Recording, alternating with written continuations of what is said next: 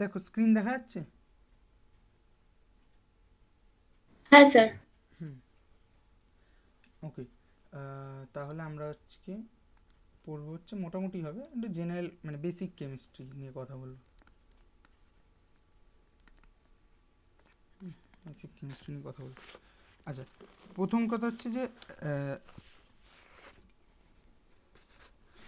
তা বেসিক কেমিস্ট্রির মধ্যে আজকে মূলত আমরা কথা বলবো হচ্ছে অর্গানিক নিয়ে। আচ্ছা, অর্গানিক কিভাবে পড়ো, মানে অর্গানিক পড়ার অভ্যাসটা কিভাবে তৈরি হয়েছে সেটা একটু জানতে চাই। স্যার বুঝিয়ে দিতেন আর কয়েকটা নোটস দিতেন, মানে ওটা মুখস্থ করতাম। আচ্ছা আচ্ছা, মানে মানে মুখস্থ করার একটা ইয়ে মানে প্রচলিত আছে এখন অব্দি। হ্যাঁ হ্যাঁ। হ্যাঁ, ঠিক আছে, সেটা আমাদের লাগবে না। তুমি এখন, আমি তোমাকে বলছি না 1 মাসের জন্য আহ, তোমার প্যাটার্ন চেঞ্জ করে দিতে, সামনে পরীক্ষা, যে প্যাটার্নে পড়ে এসছো সেইটা কমফোর্টেবল, কিন্তু এইটুকু আমি এনশিওর করতে পারি যে সায়েন্সের কোনো জিনিস পড়তে, বিট ফিজিক্স বিট কেমিস্ট্রি, হ্যাঁ, এটা পড়তে বা অঙ্ক তো আরোই নয়, এগুলো পড়তে মুখস্থর কোনো প্রয়োজন প্রায় পড়ে না, ঠিক আছে। হ্যাঁ, এবার কিছু ক্ষেত্রে আমরা বলতে পারি যে যে আমি যেটা বুঝে পড়ছি বলে মনে করছি, সেটা একটা সার্টেন লেভেল পর সেটা মুখস্থর মতনই মনে হয়। যে আমাকে যদি কেউ এখন বলে যে রেজোনেন্স কাকে বলে, আমি গড় গড় করে বলে দিতে পারবো, কিন্তু স্টিল আমি কোনো বইয়ের ল্যাঙ্গুয়েজ বলতে পারবো না। তো ওই ওই যে ব্যাপারটা, যা বইয়ের ল্যাঙ্গুয়েজ বলতে না পারা কিন্তু জিনিসটা বুঝিয়ে বলা, ওই জায়গায় পৌঁছানোটাই হচ্ছে আসল কথা। যাই হোক, তা আমরা আমি তোমাকে কালকেও বলেছেন যে তুমি কী হলো, হ্যাঁ, হাইপার কনজুগেশন বলছো, বুঝতে সমস্যা আছে। এই হাইপার কনজুগেশনের আগে আরও দুটো তিনটে জিনিস থাকে, সেগুলো হচ্ছে, প্রথম হচ্ছে ইন্ডাকটিভ এফেক্ট, ঠিক আছে, ইন্ডাকটিভ এফেক্ট। তারপরে হচ্ছে ইলেকট্রোমারিক এফেক্ট,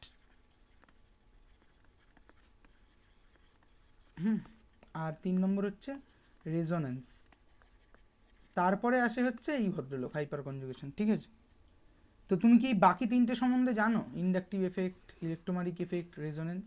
না স্যার, একবার বললে ভালো হয়। আচ্ছা আচ্ছা, এই যে গোটা জিনিসটা, তাহলে আমরা এটা নিয়ে আজকে কথা বলি। দেখো, যে এই যে গোটা জিনিসটা, এই গোটা জিনিসটার অ্যাকচুয়াল নাম হচ্ছে,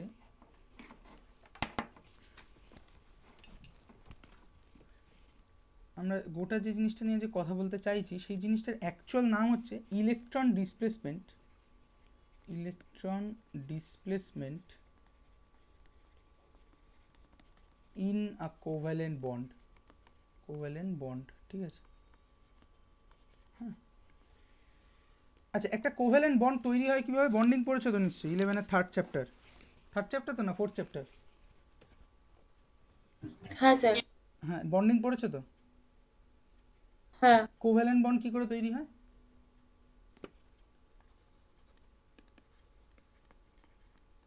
বলো, মানে তুমি মানে বইয়ের ভাষা বলতে হবে, সফিস্টিকেটেড ল্যাঙ্গুয়েজ বলতে হবে, কোনো বাধ্যবাধকতা নেই, তুমি যেটা বোঝো তুমি সেটাই আমাকে কনভে করবে।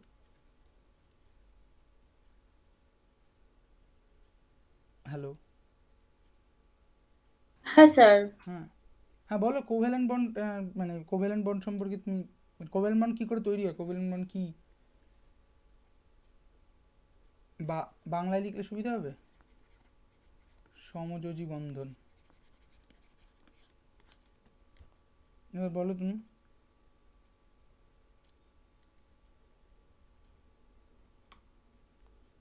মানে স্যার বলবো কিভাবে তৈরি হয়।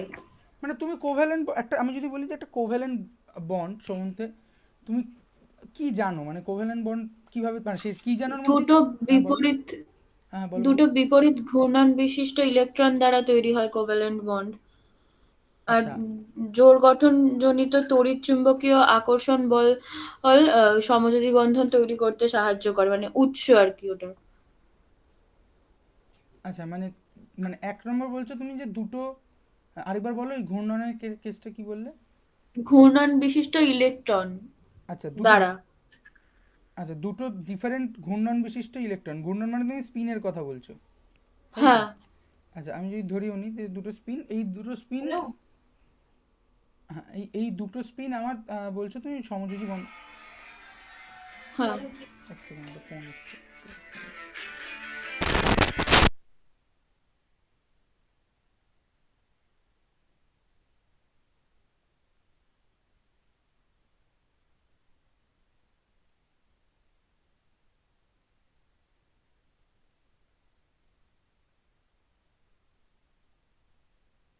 মানে স্যার আপনি কি বললেন কোভ্যালেন্ট বন্ডের সংজ্ঞা বলতে? একটু দাঁড়াও, আমি 1 মিনিট, একটা ফোন এসছে, আমি কথা আচ্ছা আচ্ছা।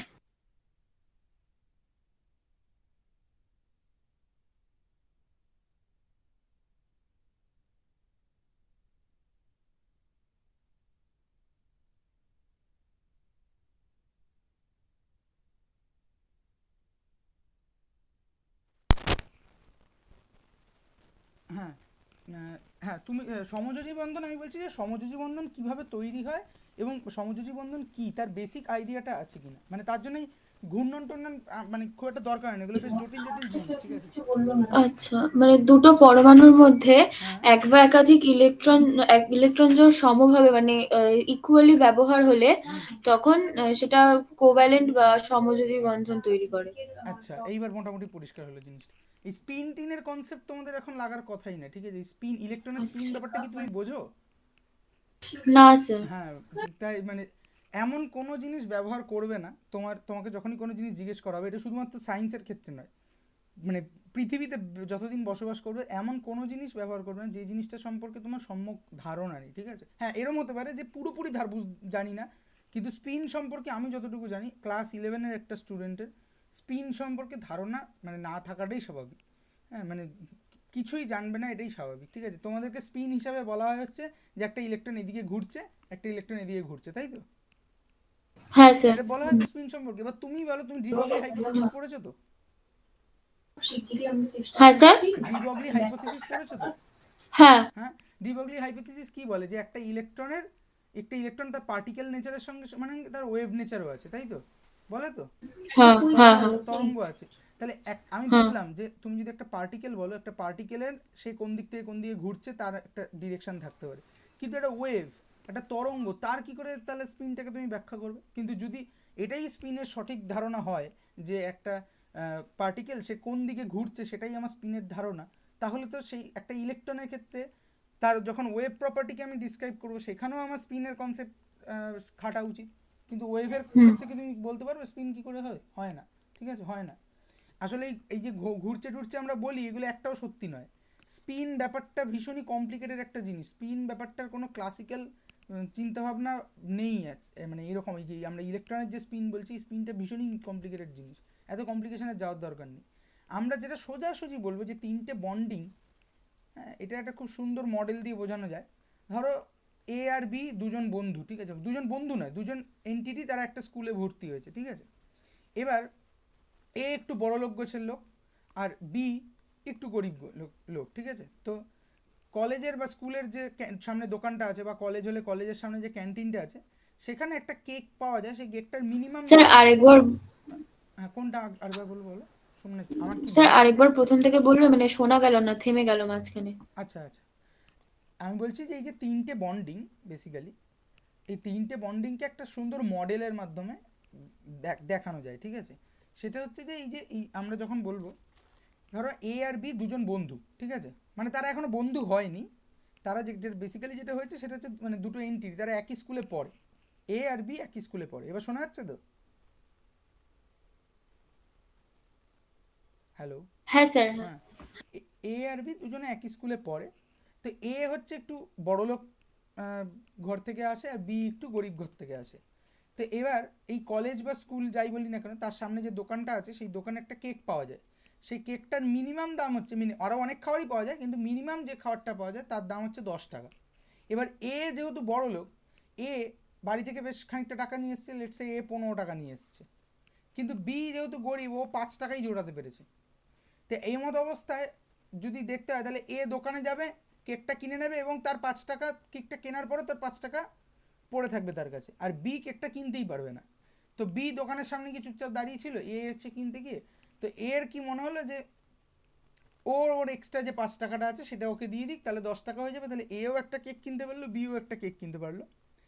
এবার এতে করে মাঝখানে কি হলো, এতে করে একটা জিনিস খেয়াল করে দেখো, এর কেক চুপচাপ খেলো, বি এর কেক চুপচাপ খেলো, কিন্তু বি এর কেক খাওয়ার জন্য এ কন্ট্রিবিউশন করলো, এর জন্য এ আর বি এর মধ্যে একটা ফ্রেন্ডশিপ তৈরি হলো, ঠিক আছে। হতে পারে তো, না হতে পারে না? হ্যাঁ ফ্রেন্ডশিপ তৈরি হলো। এইটা হচ্ছে বেসিক্যালি আয়নিক বন্ডের মতো। হ্যাঁ, আয়নিক বন্ডের মতো, যেখানে একটা অ্যাটম তার স্টেবিলিটি গেইন করার জন্য কিছু পরিমাণ ইলেকট্রন লুজ করছে, সাম এক্স পরিমাণ ইলেকট্রন লুজ করছে, আর সেই এক্সেস ইলেকট্রনটা আরেকজন অ্যাকসেপ্ট করছে, করে তারা কিন্তু আয়ন হিসেবেই থাকছে। মানে এ আর বি এরা কিন্তু কখনো মানে এরকম নয় যে একটা জিনিস শেয়ার করে খাচ্ছে, এরকম ব্যাপার নয়। এ নিজেরটাই বুঝছে, বি নিজেরটাই বুঝছে, কিন্তু যেহেতু এ খানিকটা একে হেল্প করেছে এই জন্য এদের মধ্যে একটা ইন্টারাকশান আসছে, এটা হচ্ছে আয়নিক বন্ড। এটা আমি খুব গ্রসলি বলছি, এখানে কেমিস্ট্রি পার্টটা মানে কি বলবো, মডেলিংয়ের পার্টটা অনেক বেশি দেন সায়েন্স, ঠিক আছে। ঠিক তেমনি কোভ্যালেন্ট বন্ড হচ্ছে যে এ আর বি, ধরো এইখানে আমার দোকানটা আছে, দোকানটায় 10 টাকার কেক আছে মিনিমাম, কিন্তু 10 টাকার পরেই আরেকটা কেক আছে সেটা হচ্ছে 15 টাকা, সেটা আরেকটু বড় সাইজে, খেতে হয়তো একটু ভালো। এখন এ আর বি এর আরেকটা কেস আমরা যদি চিন্তা করি, এর সাপোজ আছে তার কাছে 8 টাকা আর বি এর কাছে আছে 7 টাকা, সরি 7 টাকা, ঠিক আছে। এইবার যদি মিনিমাম কেকটা কিনতে হয় তাহলে না তো এ কিনতে পারবে না বি কিনতে পারবে, আবার যদি বি নিজের কিছু টাকা একে দিয়ে দেয় তাহলে এ কিনতে পারবে কিন্তু বি পারবে না, বা বি যদি পুরোটা কিনতে পারে এ কিনতে পারবে না। তখন ওরা কি দিয়ে করলো যে আচ্ছা 10 টাকার কেক বাদ দাও, আমরা বরং 15 টাকার কেকটা কিনি, তাতে একটু সাইজটাও বড় হবে, খেতেও ভালো হবে। দুজনের টাকাটা মিলিয়ে সে 15 টাকার কেকটা কিনলো এবং ওই একটা কেকই দুজনে শেয়ার করে খেলো, তার জন্য এদের মধ্যে একটা ফ্রেন্ডশিপ ডেভেলপ করলো। এটাকে আমরা কম্পেয়ার করতে পারি কোভ্যালেন্ট বন্ডের সাথে, ঠিক আছে। খুব সোজা ভাষায় বললে পরে, এবার যদি কেমিস্ট্রির কথায় আসি, এইটুকু বোঝা গেছে তো মডেলিংয়ের পার্টটা? হ্যাঁ স্যার। হ্যাঁ, আমরা যদি সোজা ভাষায় বলি যে কোভ্যালেন্ট বন্ড মানে কি, কোভ্যালেন্ট বন্ড মানে হচ্ছে বেসিক্যালি একটা অ্যাটম আরেকটা অ্যাটম তার মানে সে একটা একটা ইলেকট্রন ডোনেট করবে, একটা ইলেকট্রন ডোনেট করবে, এই যে ইলেকট্রন ক্লাউডটা তৈরি হবে এই ক্লাউডটাকে তারা মিউচুয়ালি ইউজ করবে, করে তাদের অকটেট ফুলফিল করবে বা আর যা যা ক্রাইটেরিয়া আছে তা ফুলফিল করবে। এটা হচ্ছে কোভ্যালেন্ট বন্ডের কনসেপ্ট। তাহলে আমাদের এখান থেকে যেটুকু দরকার সেটা হচ্ছে যে এ বি এই বন্ডটার মধ্যে যে কোভ্যালেন্ট বন্ড বলছি এটা বেসিক্যালি দুটো ইলেকট্রনের একটা ক্লাউড, ঠিক আছে। দুটো ইলেকট্রনের একটা একটা কী বলবো, একটা সন্নিবিশেষণ, মানে তার মানে কী বলবো, একটা ডেন্স মিডিয়াম যেখানে দুটো ইলেকট্রন আছে, আমরা এইভাবে ভাবতে পারি। এইবার আসি আমাদের সেই প্রথম যে এটায়, যে electron displacement in a covalent bond, ঠিক আছে। আমার এক বন্ধু ছিল, সে কেমিস্ট্রিকে একটু অপছন্দ করতো। সে যখন আমরা 11-12 পড়ি তখন একটা কথা সে বারবার বলতো যে এই যে আমরা যখন একটা রিয়াকশান করছি বা একটা রেজোনেন্স স্ট্রাকচার রাখছি, আমরা কী করি, এই বন্ডটা থেকে এরকম খুলে পড়ে গেল, এরকম দিই তো অ্যারোসাইন। হ্যাঁ হ্যাঁ, তো আমার ওর কথা ছিল যে এরকম একটা বন্ড তৈরি হয়ে গেছে, তার মধ্যে থেকে এরকম ইলেকট্রন খুলে খুলে পড়তে পারে নাকি? হ্যাঁ, তো আমি জানি না তুমি এটা ভেবেছো কিনা। হ্যাঁ সত্যি খুলে খুলে পড়তে পারে নাকি, এটা হতে পারে নাকি? হ্যাঁ স্যার। হ্যাঁ, তো এইটার জন্যই এই যে টপিকটা আমরা পড়ছি, যে আমরা অর্গানিক কেমিস্ট্রিতে একটা টপিক পড়ি বেসিক্যালি, সেই টপিকটার নাম হচ্ছে electron displacement in a covalent bond, ঠিক আছে। তো সমযোজী বন্ধনে ইলেকট্রন কি করে ডিসপ্লেস হচ্ছে, কি করে মুভ করছে, এটা তার গল্প। এর 4টে পার্ট। প্রথমটা হচ্ছে ইন্ডাকটিভ এফেক্ট, তারপরে হচ্ছে ইলেকট্রোমারিক এফেক্ট, তারপরে হচ্ছে রেজোন্যান্স অ্যান্ড লাস্ট হচ্ছে তোমার যেটা কোয়ারি ছিল হাইপার কনজুগেশন, ঠিক আছে। বুঝতে হলে আমাদেরকে প্রত্যেকটাকেই বুঝতে হবে। আচ্ছা, প্রথমে আসি ইন্ডাকটিভ এফেক্ট।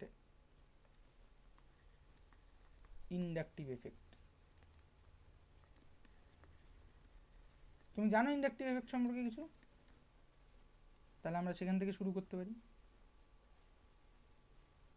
হ্যালো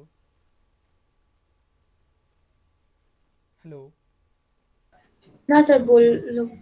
আচ্ছা, মানে একটু ইন্টারাক্ট করবে, সমস্যা নেই তাতে। ভুল বললে কোনো বকাঝকার ব্যাপার নেই, ঠিক বললে পরে বরং প্রশংসা করার জায়গা আছে যে হ্যাঁ তুমি এটা জানো, কিন্তু ভুল বললে কোনো বকাঝকার ব্যাপার নেই, ঠিক আছে। ফলে একটু ইন্টারাক্ট করলে পরে তোমারও বুঝতে সুবিধা হবে, আমারও বোঝাতে সুবিধা হবে। ভয় পাওয়ার কোনো কারণ নেই। যাই হোক, ইন্ডাকটিভ এফেক্ট হচ্ছে বেসিক্যালি আমরা এই যে কোভ্যালেন্ট বন্ড তৈরি করলাম, যদি এরকম টাইপের কোভ্যালেন্ট বন্ড তৈরি হয়, অর্থাৎ একই পরমাণু কোভ্যালেন্ট বন্ড তৈরি করেছে, তাহলে কি হবে, এর একটা ইলেকট্রন এখানে ক্লাউড তৈরি করলে কোনো সমস্যা নেই, ঠিক আছে। কিন্তু গন্ডগোলটা ঘটে যদি এরকম এবি টাইপের মলিকুল তৈরি হয়, তখন এই ইলেকট্রন ক্লাউডটা নিয়ে কিছু সমস্যা হয়। সেই সমস্যাটা আমি পরে আসছি, আগে আমি একটা প্রশ্ন করি। সেই প্রশ্নটা হচ্ছে তুমি বলো এই ইলেকট্রোনেগেটিভিটি ধারণাটা পরিষ্কার আছে তোমার কাছে?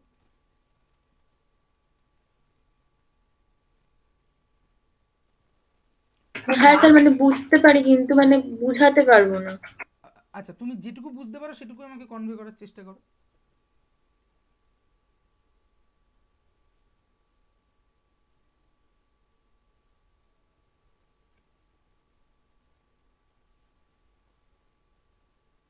হ্যালো?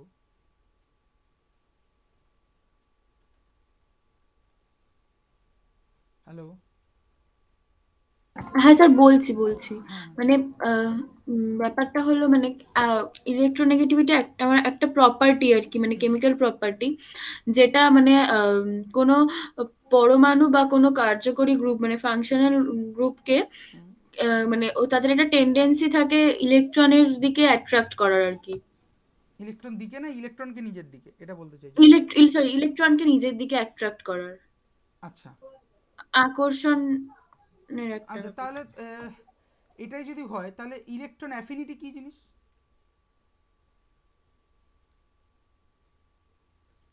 স্যার আরেকবার বলুন। ইলেকট্রন অ্যাফিনিটি, ইলেকট্রন অ্যাফিনিটি এটাও পিরিয়ডিক টেবিলে আরেকটা প্রপার্টি আমরা পড়েছি না, ইলেকট্রন অ্যাফিনিটি। হ্যাঁ স্যার বলছি, দাঁড়ান। হ্যাঁ, এটা হলো, আমি বলছি মানে মানে তাড়াহুড়ো করার দরকার নেই, ভয় পাওয়ার কিছু, নার্ভাস হওয়ার দরকার নেই, নর্মালি বলো।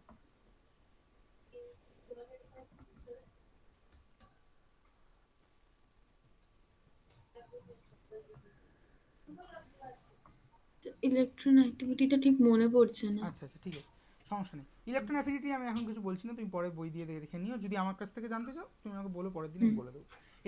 আমরা হুম তাহলে অনেক দেরি হয়ে যাবে। ইলেকট্রোনেগেটিভিটিটা বলি। ইলেকট্রোনেগেটিভিটি মানে হচ্ছে শুধু নিজের দিকে অ্যাট্রাক্ট করার ব্যাপার না।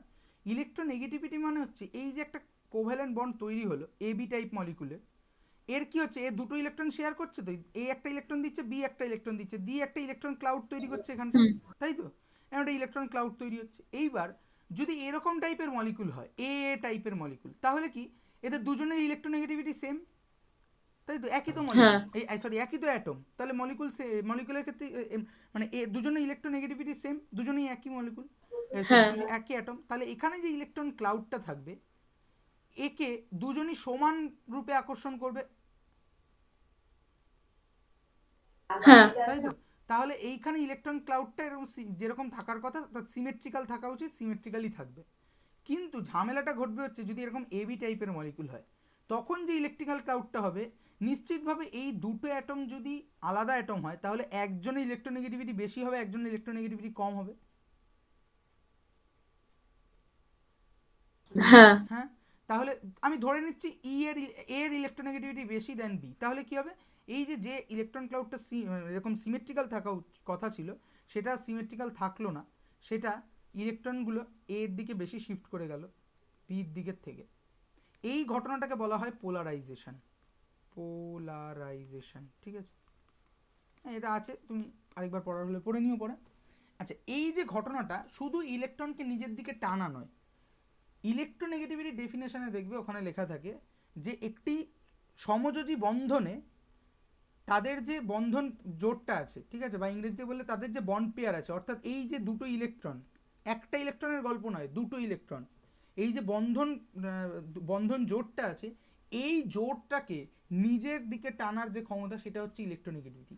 এখানেই লোকে গোলায় যে ইলেকট্রন গেইন এনথালপি বা ইলেকট্রন অ্যাফিনিটি হচ্ছে কোনো একটা সিঙ্গেল অ্যাটম তার তার একটা ইলেকট্রনকে নিজের দিকে ঢোকানোর মানে হয় সে চাইবে অথবা সে চাইবে না, এই যে চাওয়া বা না চাওয়া এটা হচ্ছে ইলেকট্রন অ্যাফিনিটির গল্প। সেখানে একটাই পরমাণু উপস্থিত, একটাই পরমাণুর গল্প।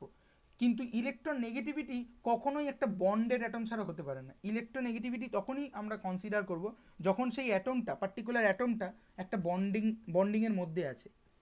এবার এই বন্ডিংয়ের যে ইলেকট্রন পেয়ারটা, সেই ইলেকট্রন পেয়ারটাকে আমি বারবার এটার উপর জোর দিচ্ছি, electron pair, not a single electron, বন্ধন জোড়, এই ইলেকট্রন পেয়ারটাকে নিজের দিকে টানা, এই যে ক্ষমতাটা বা এই যে প্রপার্টিটা, এইটাকে বলা হয় ইলেকট্রোনেগেটিভিটি। তাহলে ইলেকট্রোনেগেটিভিটি যদি হয় আমরা বুঝতেই পারছি যে একমাত্র এই এ টাইপ মলিকুল, এই ধরনের মলিকুলকে কি বলা হয় জানো? এই এ টাইপ মলিকুল বা A2 এরকম, হ্যালো, হ্যাঁ স্যার। এই এই ধরনের মলিকুলকে কি বলা হয় জানো? এ টাইপ মলিকুল যেটা। না স্যার। কিছু না, এই দেখো না, এইটা হচ্ছে এ নিউক্লিয়াস আর বি এর নিউক্লিয়াস সেম, তো মানে এ আর বি, সরি বি বলছি, এ আর এ এরা দুজনে একই অ্যাটম, তাহলে এরা একই হ্যাঁ। একই রকম নিউক্লিয়াস, তাহলে একই কথাটাকে হ্যাঁ। ইয়ে করা হয় হচ্ছে হোমো দিয়ে। Homo Homo. নিউক্লিয়ার কটা অ্যাটম আছে? দুটো। Homo nuclear die atomic molecule. দুটো। হুম, Homo nuclear die atomic molecule, ঠিক আছে? আচ্ছা। হ্যাঁ, Homo nuclear die atomic molecule. এরকম কতগুলো মলিকুল পৃথিবীতে আছে বলতে পারবে না, তাই তো? একটা দুটো বলতে পারবে কি এরকম মলিকুল, এ টাইপ মলিকুল বা হোমোনিউক্লিয়ার ডায়াটমিক? একটা দুটো বলতে পারা উচিত, মানে খুবই সোজা।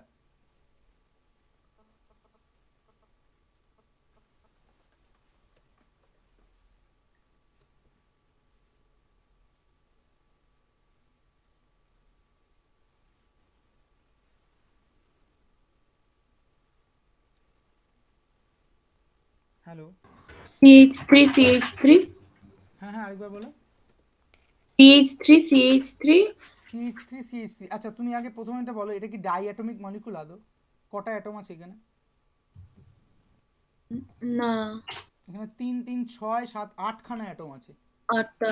এত জটিল ভাবতে হবে না, একটু সহজ ভাবো। হোমোনিউক্লিয়ার ডায়াটমিক মানে একই ধরনের দুটো পরমাণু দিয়ে তৈরি একটা অণু। লিখে দেবো আমি? হুম। লিখলে তখন ইসিস বলবে, দেখো।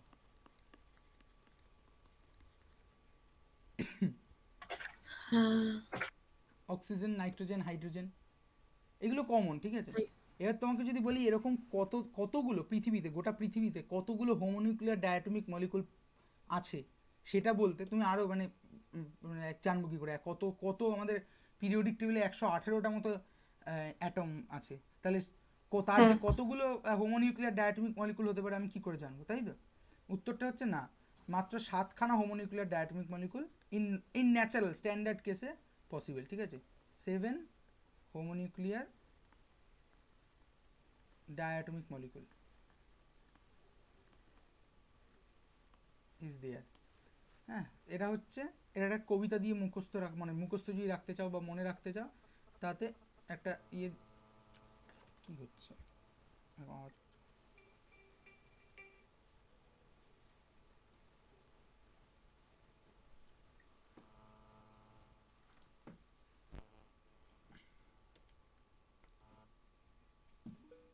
হ্যাঁ, তো হোমোনিউক্লিয়ার ডায়াটমিক মলিকুল এটা হচ্ছে, এই দেখো, have no fear of ice cold beer, ঠিক আছে?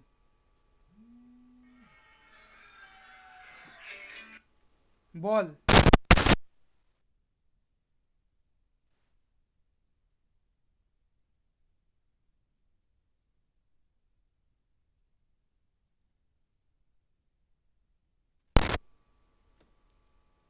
আচ্ছা, তাহলে আমি এটা কী লিখলাম? Have no fear of ice cold beer, ঠিক আছে? বিয়ার বানান এই বিয়ার নয়, এটা হচ্ছে সেই খাওয়ার যে বিয়ার, সেই বিয়ার এইটা, ঠিক আছে?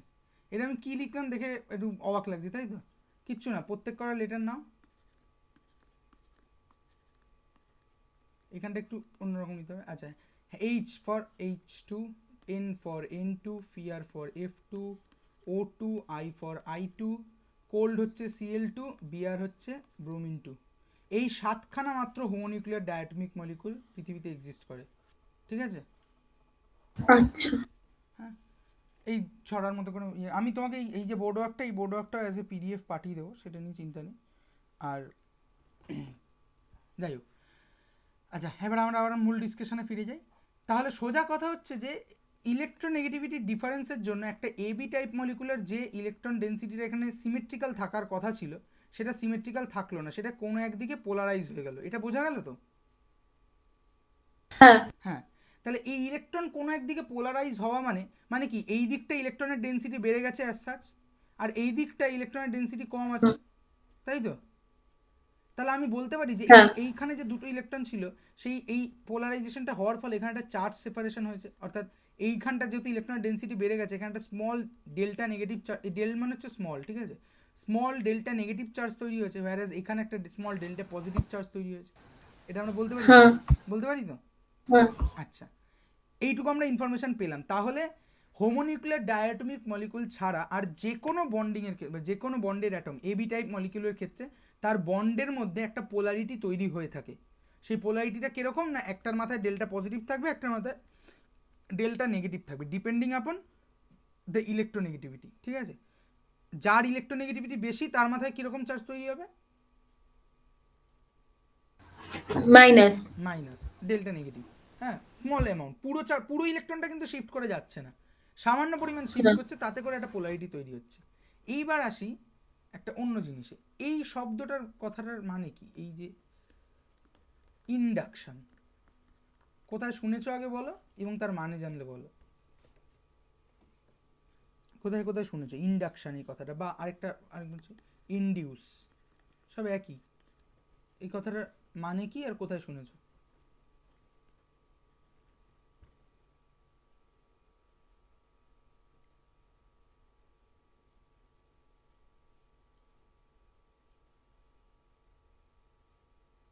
হ্যালো?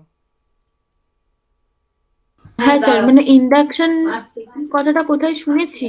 কোথায় শুনেছো, কোথায় কোথায় শুনেছো, এক জায়গায় শুনবে তার কোনো বাধ্যবাধকতা নেই। এবং এর মানে কি, সাধারণ মানে কি? ইন্ডাকশন ইন্ডাকশন বা ইনডিউস, যে কোনো একটা বলতে পারো তুমি।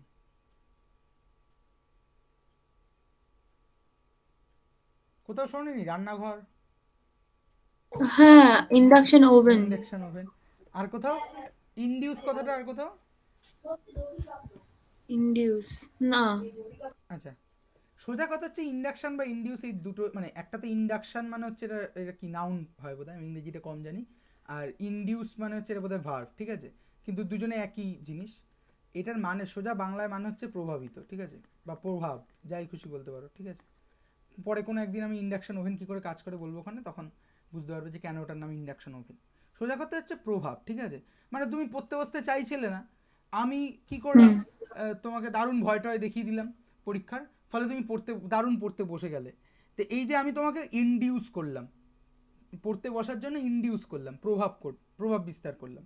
এইবার আমরা যদি ভাবি, সাপোজ আমি যদি কোথাও একটা প্লাস কিউ পরিমাণ চার্জ রেখে দিই, কিছু ছিল না, অল অ্যান্ড সার্টেন আমি একটা প্লাস কিউ পরিমাণ চার্জ এনে রাখলাম, তাহলে তার আশেপাশের অ্যাটমসফিয়ারে কি ধরনের চার্জ তৈরি হবে বলো তো? স্যার আরেকবার বলুন। আমি বলছি, মানে এইটা বোঝা গেছে তো ইন্ডাকশনের বাংলাটা কি, প্রভাব।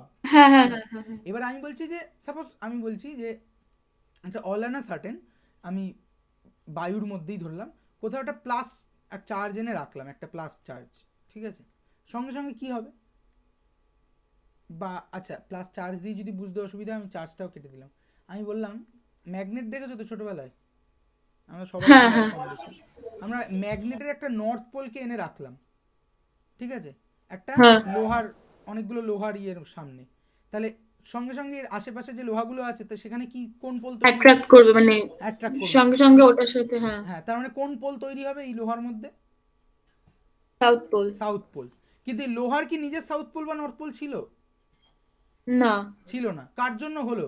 এই বাইরে থেকে আনা ম্যাগনেটটার জন্য। ম্যাগনেটের জন্য। তাহলে আমি কি বলতে পারি যে এই ম্যাগনেটটা লোহার মধ্যে এই পোলারিটি ইনডিউস করলো। হ্যাঁ সেম অ্যাজ চার্জের ক্ষেত্রেও হবে। কীরকম চার্জের ক্ষেত্রে হবে?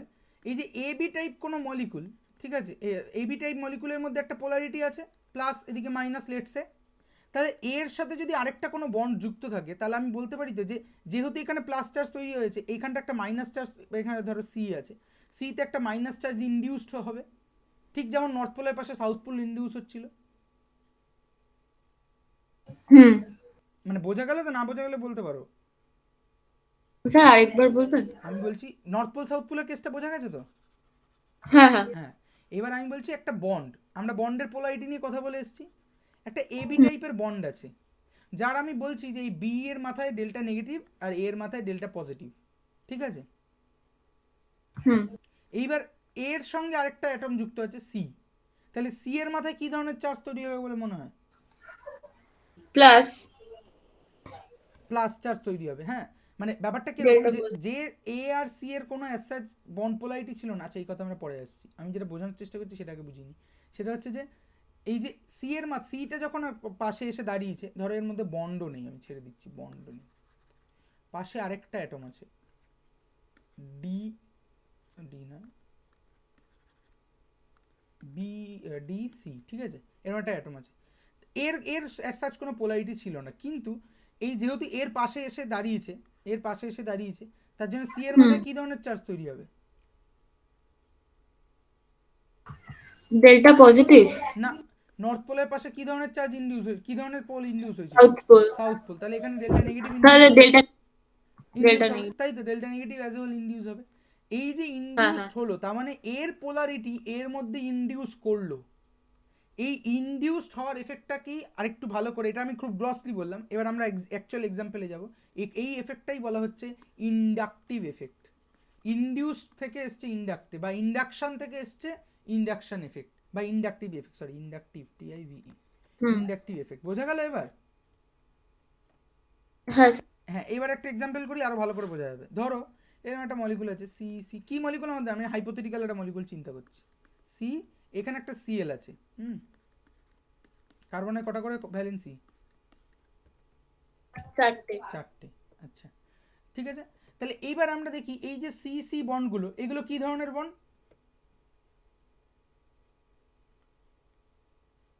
এই যে কার্বন, এখানেও কার্বন, এই বন্ডটা কি ধরনের বন্ড? এটা হলো বলো, পারবে?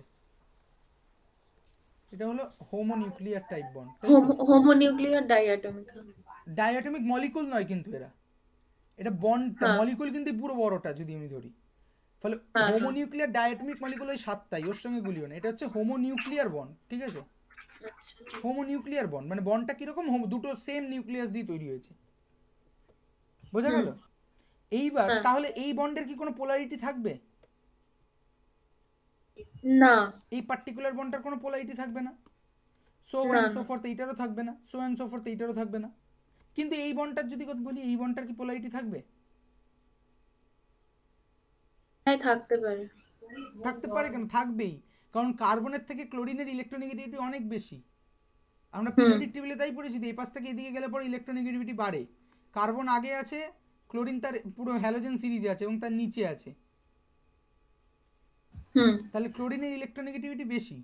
তাহলে ক্লোরিনের ইলেকট্রোনেগেটিভিটি যদি বেশি হয়, কার্বনের, এই কার্বনটার ইলেকট্রোনেগেটিভিটি যদি, এটা আমি সাপোজ বললাম C1 C2 C3 C4, তাহলে এই C4 আর C3 বন্ডটার কোনো পোলারিটি ছিল না, C3 অ্যান্ড C2 বন্ডটার কোনো পোলারিটি ছিল না, C2 অ্যান্ড C1 বন্ডটার কোনো পোলারিটি ছিল না।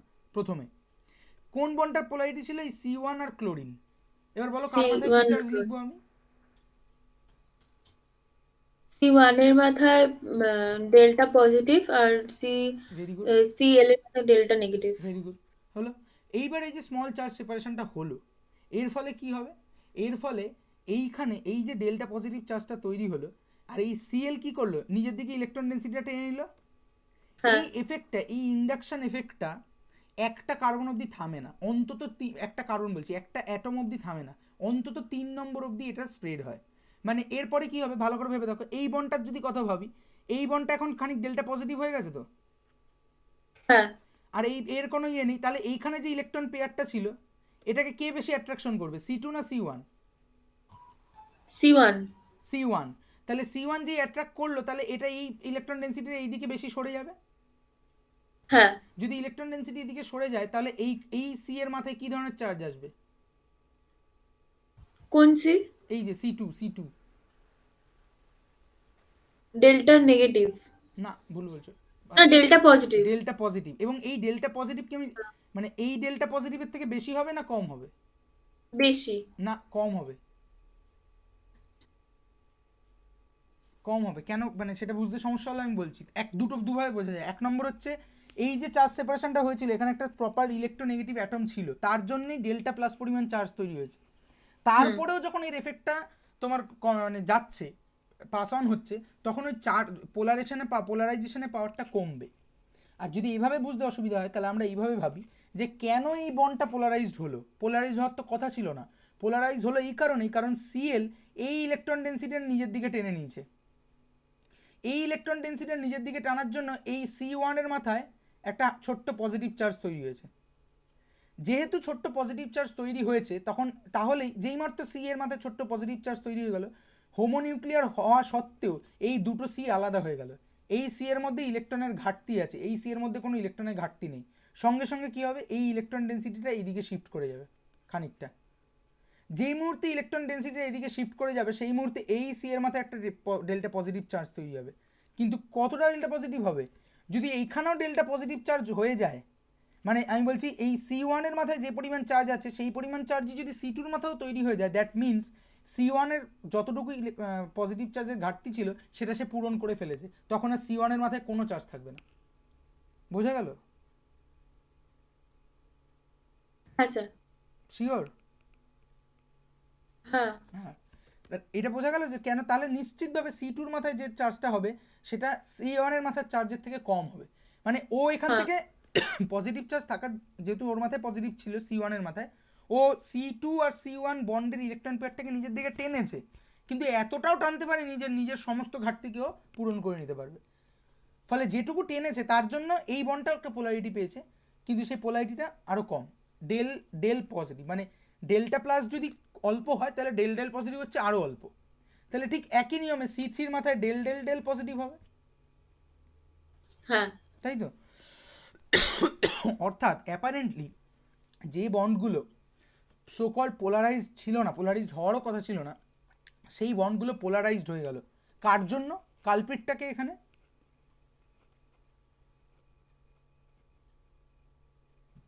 সিএল। CL, CL. তাহলে আমরা বলবো যে সিএল এর একটা ইন্ডাকটিভ এফেক্ট রয়েছে এই বন্ডগুলোর উপর, এবং ইন্ডাকটিভ এফেক্ট কতগুলো অ্যাটম অবধি স্প্রেড করে? অ্যাটলিস্ট 3টে।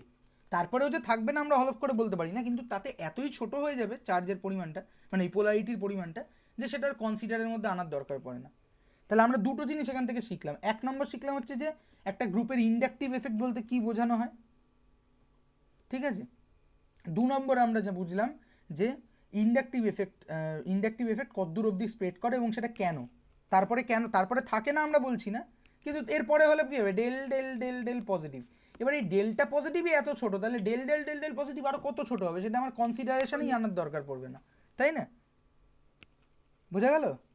হ্যাঁ হ্যাঁ, এইবার তাহলে ইন্ডাকটিভ এফেক্ট বোঝা গেল, আমি ধরে নিচ্ছি তুমি কনফার্ম করছো। হ্যাঁ হ্যাঁ হ্যাঁ, এবার ইন্ডাকটিভ এফেক্ট আবার দু টাইপের হয়, একটা হচ্ছে প্লাস আই এফেক্ট, একটা হচ্ছে মাইনাস আই এফেক্ট, ঠিক আছে? ধরো এই যে এই ধরনের অ্যাটম সিএল, তারা কি করছে? তার যে অ্যাডজাসেন্ট অ্যাটম আছে তাকে সেখান থেকে ইলেকট্রন নিজের দিকে টেনে নিচ্ছে,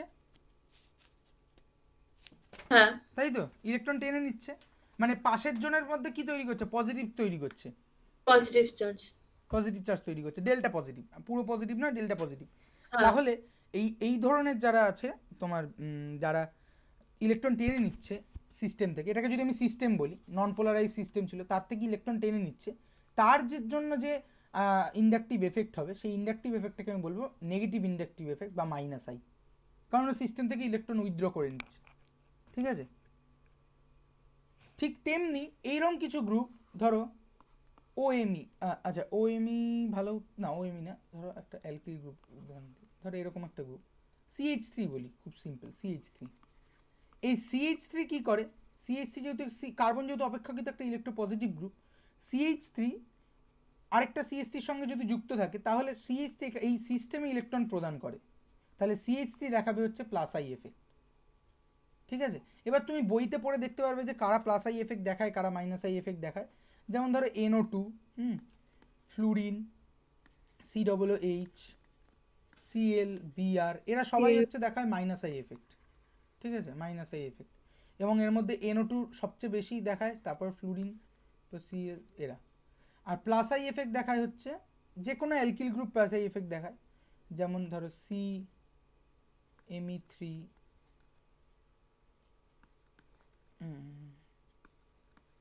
আসলে আমি তো বুঝতে পারছি না যে তুমি ঠিক কোন জায়গায় দাঁড়িয়ে আছো, সেই জন্য আমার একটু ধীরে ধীরে অনেক কিছু বলে নিয়ে পড়াতে হচ্ছে, ঠিক আছে? আশা করি বুঝতে পারছো, ঠিক আছে? এই বরাবর হ্যাঁ তাহলে স্যার। এটাকে আমরা বলছি প্লাস আই এফেক্ট, এই প্লাস আই এফেক্ট ইনক্রিজ করছে সব থেকে বেশি প্লাস আই। এই ধরনের হ্যাঁ। কার্বনকে কি বলা হয় বলো তো? এই ধরনের অ্যালকিল গ্রুপকে, যার একটা সি এর সঙ্গে তিনখানা মিথাইল গ্রুপ জুড়ে আছে বা তিনটে কার্বন জুড়ে আছে, ধরে এরকম তিনটে কার্বন জুড়ে আছে একই কার্বনের সঙ্গে, সেই কার্বনটাকে কী ধরনের কার্বন বলা হয়? 3 ডিগ্রি কার্বন বলা হয়, তাই না? হুম। হ্যাঁ, মানে আমি জানি না এই কনসেপ্টগুলো তোমার কাছে পরিষ্কার আছে কিনা। হ্যাঁ, তাই মানে আমাকে একটু বুঝে টুঝেই বলতে হচ্ছে। যাই হোক, তাহলে আমরা ইন্ডাকটিভ এফেক্ট বুঝতে পারলাম, ঠিক আছে? হ্যাঁ স্যার। হ্যাঁ, প্লাস আই এফেক্ট কাকে বলে, মাইনাস আই এফেক্ট কাকে বলে, ফিজিক্যালি সেটা বুঝতে পারলাম। এবার বলো তোমার এইটুকুর মধ্যে থেকে কোনো প্রশ্ন আছে কিনা? স্যার প্লাস আই আর মাইনাস আইটা আরেকবার বলবেন? আচ্ছা বলছি। ধরো এই যে ইন্ডাকটিভ এফেক্ট আমরা বুঝেছি, এবার ধরো এই যে আমরা সিএল তো আমরা বুঝতেই পেরেছি যে সিএল কি করছিল?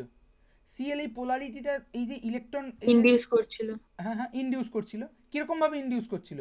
যে ইলেকট্রন ডেন্সিটিগুলো নিজের দিকে টেনে নিচ্ছিল, তাই জন্য তো এই কার্বন অ্যাটমগুলোর মধ্যে পজিটিভ পজিটিভ চার্জ তৈরি হচ্ছে, ডেল্টা ডেল্টা পজিটিভ, তাই না? হ্যাঁ। তাহলে এইটা যদি আমার সিস্টেম হয় আর সিএলটা যদি আমার মানে এফেক্টিভ গ্রুপ হয়, হ্যাঁ লেটসে সিএলটা যদি আমার এফেক্টিভ গ্রুপ হয়, তাহলে সিএল কি করছিল? সিস্টেম থেকে অ্যাজ ইফ ইলেকট্রন টেনে নিচ্ছিল।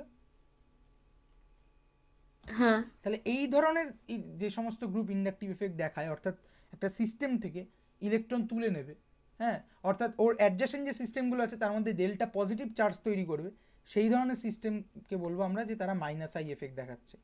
ওয়্যারাজ এর উল্টোটা যদি হয়, যে সিস্টেমের মধ্যে ইয়ে করছে, তোমার নেগেটিভ চার্জ জেনারেট করছে, ঠিক আছে, বা ইলেকট্রনের সাপ্লাই দিচ্ছে, সেক্ষেত্রে আমরা তাকে বলবো যে তারা প্লাস আই এফেক্ট দেখাচ্ছে। এবার বোঝা গেল? হ্যাঁ। হ্যাঁ। কোনো প্রশ্ন নেই আর, তাই তো? না।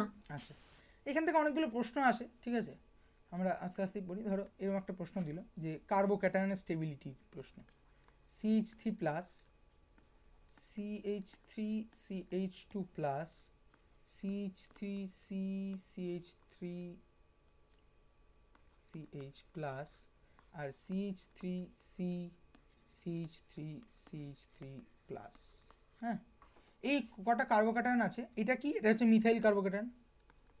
কার্বোক্যাটায়নের হ্যাঁ। কনসেপ্ট আছে তো? হ্যালো? হ্যাঁ। হ্যাঁ, যা কনসেপ্ট থাকবে না জিজ্ঞেস করবে। এটা হচ্ছে প্রাইমারি 1 ডিগ্রি, এটা হচ্ছে 2 ডিগ্রি, এটা হচ্ছে 3 ডিগ্রি। এবার যদি এই কার্বোক্যাটায়নগুলো স্টেবিলিটি আমি ভাবতে বসি যে কার স্টেবিলিটি বেশি হবে, কার স্টেবিলিটি কম হবে, তুমি পারবে এটার উত্তর করতে?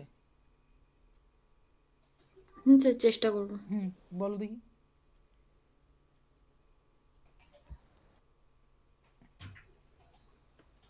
স্যার 2 ডিগ্রির বেশি। 2 ডিগ্রি সবচেয়ে বেশি স্টেবিলিটি এর সবার মধ্যে।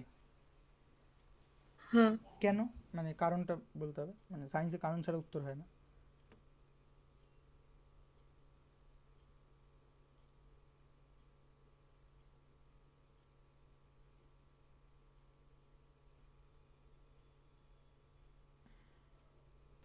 মানে কেন 2 ডিগ্রি তুমি বললে, সেটার তো একটা কারণ নিশ্চয়ই ভেবেছো তুমি।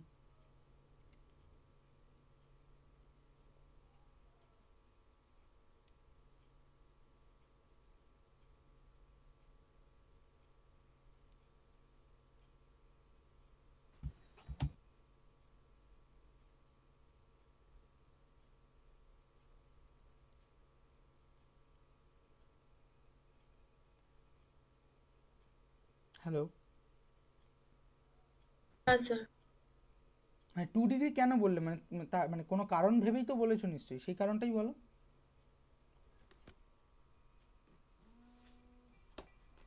স্যার ওটা স্ট্রং বেশি। হ্যালো? কি ব্যাটারি? গড়ি মানে ওই মোটা ব্যাটারি, তাই তো?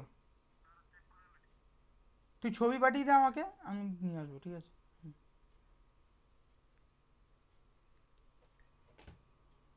হ্যাঁ বলো, কি বলছিলে?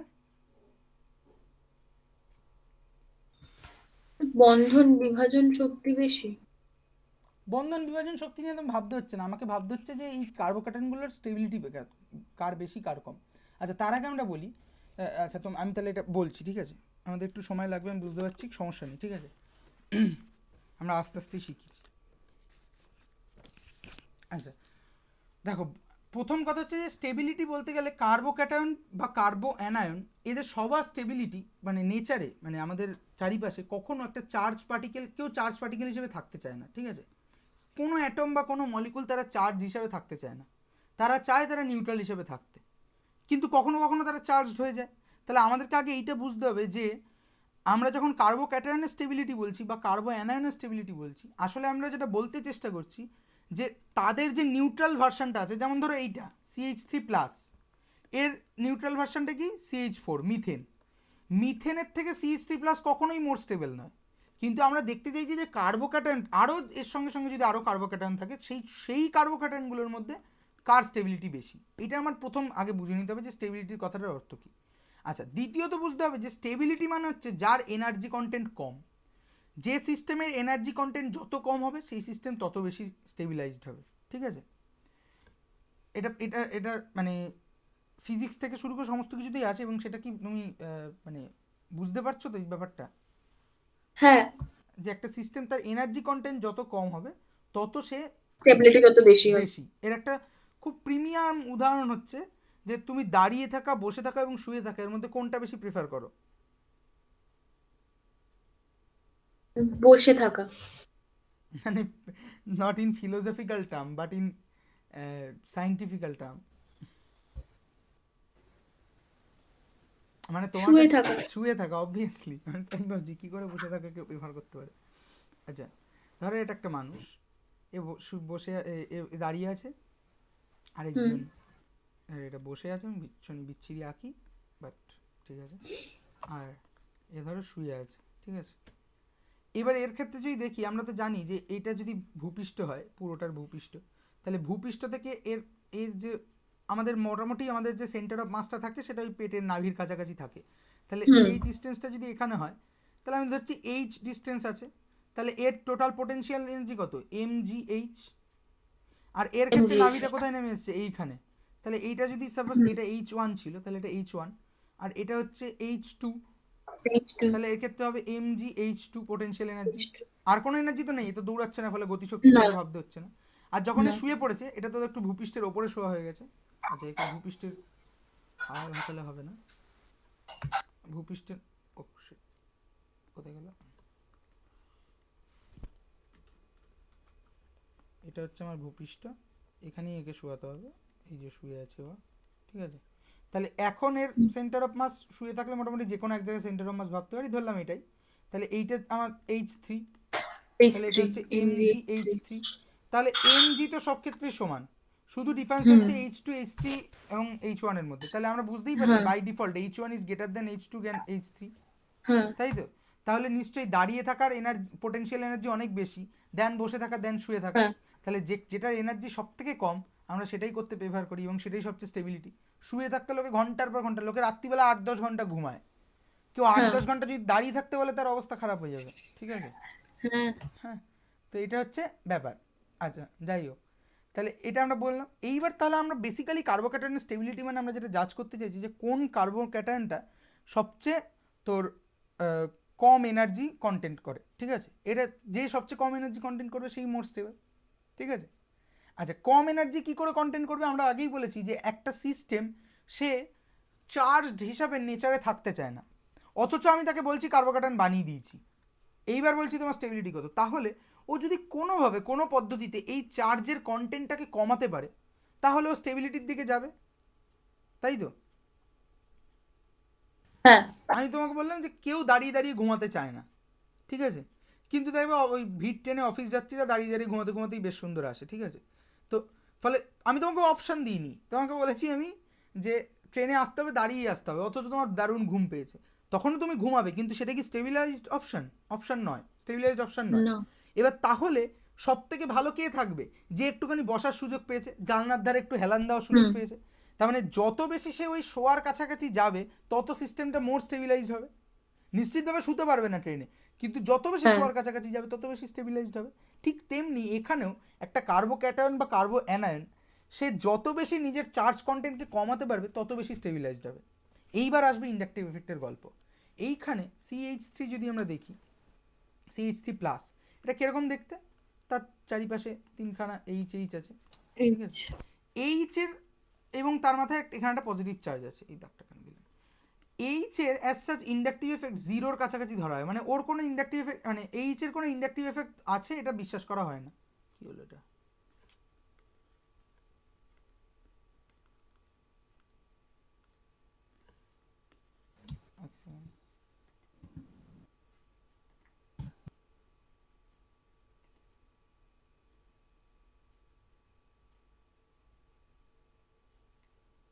স্ক্রিন দেখতে পাচ্ছ না তো আশা করি? না।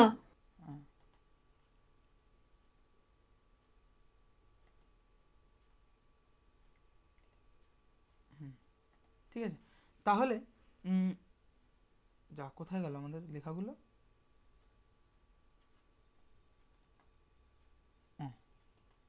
পেয়ে গেছিলাম।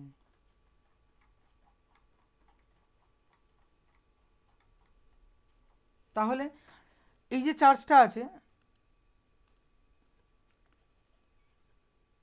এই চার্জটা এই হাইড্রোজেনের ক্ষেত্রে হাইড্রোজেনের ইন্ডাকটিভ এফেক্ট খুব একটা কিছু ধরা হয় না, মানে হাইড্রোজেনকে মাঝামাঝি রাখা, যে হাইড্রোজেন কারোর সাথে যুক্ত থাকলে পরে না তো সে প্লাস আই এফেক্ট দেখাবে না সে মাইনাস আই এফেক্ট দেখাবে।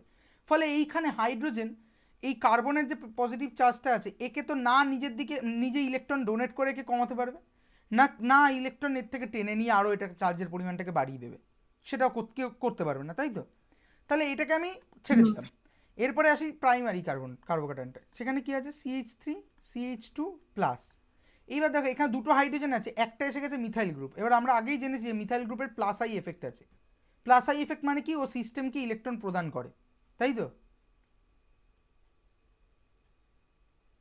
হ্যাঁ। হ্যাঁ, তাহলে কি হবে? এইখানে যে চার্জের পরিমাণটা ছিল সেই চার্জের পরিমাণটা এর এই প্লাস আই এফেক্টের জন্য একটু হলেও কমবে না বাড়বে? বাড়বে। কেন বাড়বে বলছো? ও সিস্টেমকে ইলেকট্রন দেবে তো, আর এখানে চার্জ আছে, প্লাস চার্জ আছে। হ্যাঁ, প্লাস ও তার মানে কমবে। কমবে। তাহলে মিথাইল কার্বোক্যাটায়নের থেকে প্রাইমারি কার্বোক্যাটায়ন মোর স্টেবিলাইজ হবে না লেস স্টেবিলাইজ হবে? মোর স্টেবিলাইজ। মোর স্টেবিলাইজ হবে, ভেরি গুড। তারপরে একটা একটা করে যাই, যদি সেকেন্ডারি হয় তাহলে কিরকম? CH3 এর মাথায় প্লাস। এখন দুখানা গ্রুপ সাইমালটেনিয়াসলি প্লাস আই দেখাবে, তাহলে এটা প্রাইমারির থেকেও বেশি স্টেবিলাইজড হবে, এখানে চার্জটা আরও বেশি ডিসপার্সড হবে, তাই তো? এগ্রি করছো তো? হ্যালো? হ্যাঁ হ্যাঁ। আর টারশিয়ারির ক্ষেত্রে ব্যাপারটা আরও এক্সট্রিমে চলে যাবে, তিনটে গ্রুপ সাইমালটেনিয়াসলি আমার এখানে প্লাস আই দেখাবে, তাই তো? তাহলে এইখানে চার্জটা অনেক, এই এতগুলো অ্যাটমের মধ্যে ডিসপার্সড হয়ে যাবে পুরো চার্জটা, তাহলে ওভারঅল যে এনটিটিটা আছে তার চার্জ কন্টেন্ট কমবে, এবং এনটিটির চার্জ কন্টেন্ট কমার সাথে সাথে স্টেবিলিটি বাড়বে। তাহলে আমরা আগে যে প্রশ্নটা করেছিলাম সেই প্রশ্নটা অনুযায়ী সব থেকে বেশি স্টেবল হবে হচ্ছে টারশিয়ারি, দেন সেকেন্ডারি, দেন 1 ডিগ্রি মানে প্রাইমারি, এবং তার থেকে সবচেয়ে লেস স্টেবল হচ্ছে মিথাইল কার্বোক্যাটায়ন। ঠিক আছে, বোঝা গেল? হ্যাঁ। এরকম প্রশ্ন প্রচুর আসে। আর কার্বায়নের ক্ষেত্রে ঠিক উল্টোটা হবে, যদি মিথাইল কার্বানায়ন হয়, সেকেন্ডারি কার্বানায়ন হয়, প্রাইমারিটা লিখলাম না, যাই হোক লিখছি, প্রাইমারি কার্বানায়ন হয় আর টারশিয়ারি কার্বানায়ন হয়, এই তিনটে কার্বানায়নের মধ্যে কোন কার্বানায়নটা সবচেয়ে বেশি স্টেবল হবে?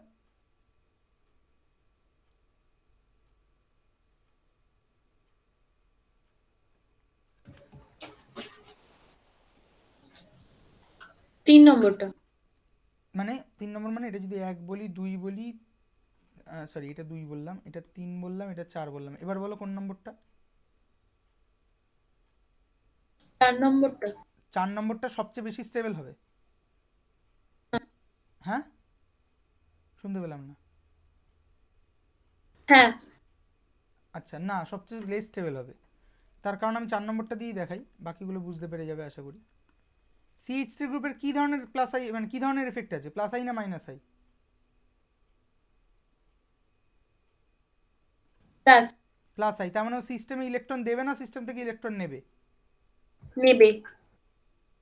ঠিক বলছো না, প্লাস আই মানে সিস্টেমে ইলেকট্রন দেবে। সেম দেবে দেবে। দেবে, তাহলে এই তিনটে গ্রুপ সাইমালটেনিয়াসলি এখানে ইলেকট্রন ডাম্প করবে, অলরেডি নেগেটিভ চার্জ আছে, তাহলে এই চার্জ কন্টেন্টটা বেড়ে যাবে না কমে যাবে? কমে যাবে। হ্যাঁ, কি করে কমবে? মানে বুঝতে কোথাও স্যার সমস্যা হচ্ছে আরেকবার, কি? না না স্যার আরেকবার বলুন, আসলে মাঝখানে কেটে গেছে। আচ্ছা, কোন জায়গাটা কেটেছে একটু ভাইটাল তো আগে বলবে তো, মানে কোন ওই যে জায়গাটা? CH3 জায়গাটা, মানে এইটা যখন লিখছিলেন এইটাতেই CH3 কেটেছে? এই বলটা। আচ্ছা তুমি হ্যাঁ ভাবো হ্যাঁ। না, দেখো না, এই যে CH3, এই CH3, এই CH3, এই CH3 গুলোর কি এফেক্ট আছে? এই মিথাইল গ্রুপগুলোর কি এফেক্ট আছে, কি ধরনের এফেক্ট আছে? এই মিথাইল গ্রুপগুলোর কি ধরনের এফেক্ট আছে? এফেক্ট বলতে মানে? মানে আমরা তো ইন্ডাকটিভ এফেক্ট পড়ছি, সেটা কি ধরনের ইন্ডাকটিভ হ্যাঁ, এফেক্ট? হয় প্লাস আই হবে না মাইনাস আই হবে, কি ধরনের এফেক্ট আছে এদের? Plus I. Plus I, plus I মানে কি? ইলেকট্রন দেবে। ইলেকট্রন দেবে, অলরেডি নেগেটিভ চার্জ আছে, কার্বো অ্যানায়নের স্টেবিলিটি দেখছি, তা ওরা যদি আরও পরিমাণ ইলেকট্রন হ্যাঁ, দেয় তাহলে সিস্টেমটার ওভারঅল চার্জ বেড়ে যাবে না কমে যাবে? কমে যাবে। কি করে কমবে? না না, অলরেডি বেড়ে যাবে। বেড়ে যাবে, তাহলে ওভারঅল চার্জ হ্যাঁ, বাড়া মানে সিস্টেমটা মোর স্টেবিলাইজ হবে না ডিস্টেবিলাইজ হবে? ডিস্টেবিলাইজ হবে। ডিস্টেবিলাইজ হবে। তাহলে এই টারশিয়ারির ক্ষেত্রে তিনখানা প্লাস আই শোয়িং গ্রুপ আছে, সেকেন্ডারি ক্ষেত্রে দুখানা আছে, প্রাইমারি হ্যাঁ, ক্ষেত্রে একটা আছে, মিথাইলের ক্ষেত্রে একটাও নেই, তাহলে মিথাইলটা অপেক্ষাকৃতভাবে মোর স্টেবল হবে। কার্বো বেশি। অ্যানায়নের ক্ষেত্রে, কার্বো ক্যাটায়নের ক্ষেত্রে ট্রেনটা কিন্তু উল্টে যাবে। ঠিক আছে? হ্যাঁ হ্যাঁ, বোঝা গেল? এটাই যদি হ্যাঁ হ্যাঁ সিএল যুক্ত থাকতো তাহলে কিন্তু গল্প আলাদা হয়ে যেত, মানে এরকম যদি হতো হ্যাঁ। যে ধরো CH3 মাইনাস, হ্যাঁ, তারপর ধরো সি CL2, এখানে কত হলো 2 3, এটা আচ্ছা CH3 মাইনাস CH2Cl মাইনাস, হ্যাঁ, CHCl2 মাইনাস, আর CCl মাইনাস, CCl3 মাইনাস, হ্যাঁ। এইবার বলো তো কোনটা মোর স্টেবল হবে? CH3 minus, CH2Cl minus, CHCl2 minus, নাকি CCl3 মাইনাস? কোনটা মোর স্টেবল হবে? CH CL2। CH3Cl2। হ্যাঁ, কেন কেন বলছো, কারণ কি?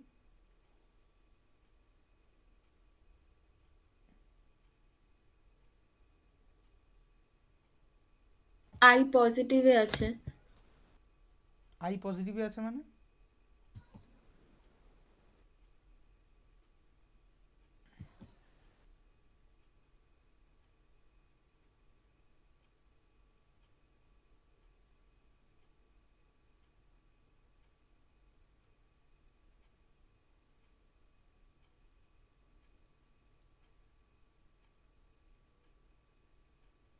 মানে আমরা যদি দেখি এখানে CH3 মাইনাসের স্ট্রাকচারটা হচ্ছে এরকম, এইচ এর কোনো হুম ইন্ডাকটিভ এফেক্ট নেই, না প্লাস আই না মাইনাস আই।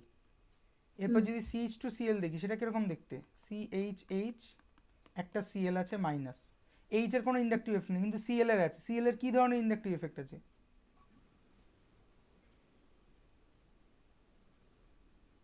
পজিটিভ। পজিটিভ মানে? ইন্ডাকটিভ এফেক্ট দু ধরনের হয়, হাইদার প্লাস আই অথবা মাইনাস আই। হ্যাঁ, Cl এর প্লাস আই আছে না মাইনাস আই আছে? মাইনাস। মাইনাস আই, তার মানে ও সিস্টেম থেকে ইলেকট্রন দেবে না সিস্টেম থেকে ইলেকট্রন নেবে? নেবে। নেবে। তাহলে একটা Cl থাকলে এখানে কি করবে, ও ইলেকট্রনটা নিজের দিকে টেনে নেবে, হ্যাঁ তাহলে চার্জ কন্টেন্ট কমবে ওভারঅল, হ্যাঁ। তাহলে মোর স্টেবিলাইজড হবে। স্টেবিলিটি, হ্যাঁ বাড়বে। তাহলে যত Cl এর পরিমাণ বাড়বে, অর্থাৎ যত মাইনাস আই টাইপের গ্রুপের সংখ্যা বাড়বে একটা কার্বো অ্যানায়নের সঙ্গে, তত হুম। তার স্টেবিলিটি বাড়বে। হ্যাঁ, তাহলে সেই অনুযায়ী সব থেকে বেশি স্টেবল কে হবে এই চারটের মধ্যে?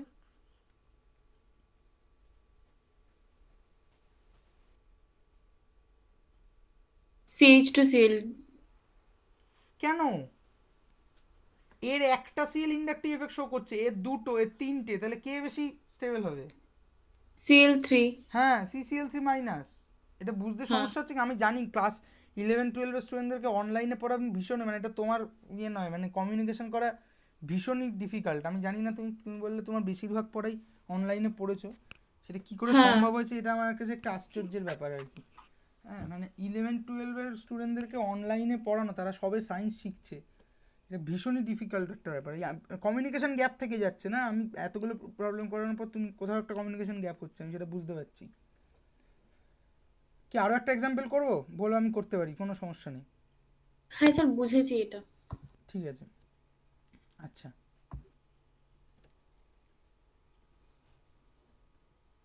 তাহলে প্লাস আই মাইনাস আই এফেক্টের, প্লাস আই মাইনাস আই এফেক্টের গল্পগুলো বোঝা গেল, হ্যাঁ তাই তো? হ্যাঁ ঠিক আছে।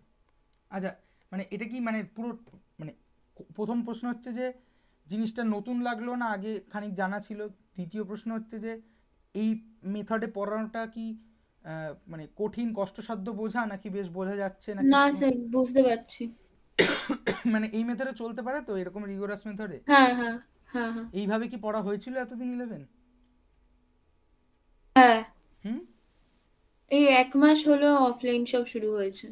না না, আমি অফলাইনের কথা বলছি না, আমি মিডিয়ামের কথা বলছি না, আমি মেথডসের কথা বলছি।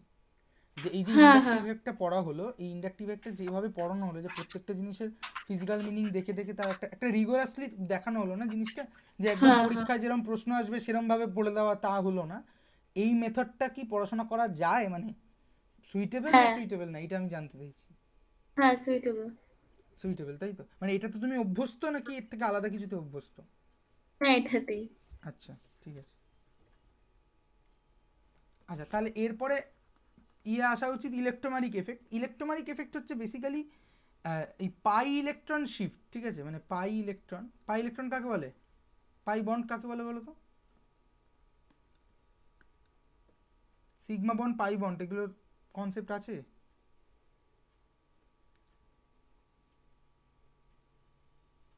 হ্যালো?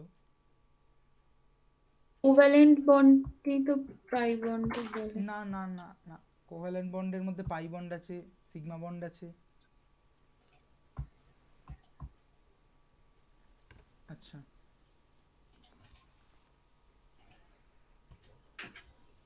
আমি বলে দিচ্ছি তোমাকে। না, দাঁড়া, বলে তো দিতে পারি, কিন্তু আমি একটা অন্য জিনিস ভাবছি। আমি ভাবছি যে, আচ্ছা যাই হোক, সিগমা বন্ড আর পাই বন্ড হচ্ছে যখন একটা কোভ্যালেন্ট বন্ড তৈরি হয় মলিকুলার অরবিটালের যে কনসেপ্ট, সেই কনসেপ্ট থেকে, যখন একটা ধরো এ বি, এরা সিগমা বন্ড, এরা কোভ্যালেন্ট বন্ড করছে, যদি এদের অরবিটালগুলোর হেড অন ওভারল্যাপ হয়, তাহলে যে বন্ড ফর্মিং অ্যাক্সিস, সেই বন্ড ফর্মিং অ্যাক্সিসের মধ্যেই ইলেকট্রন ডেন্সিটিটা থাকবে।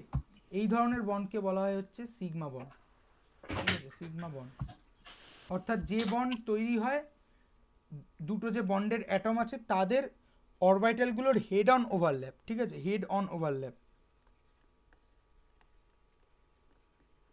এর মাধ্যমে।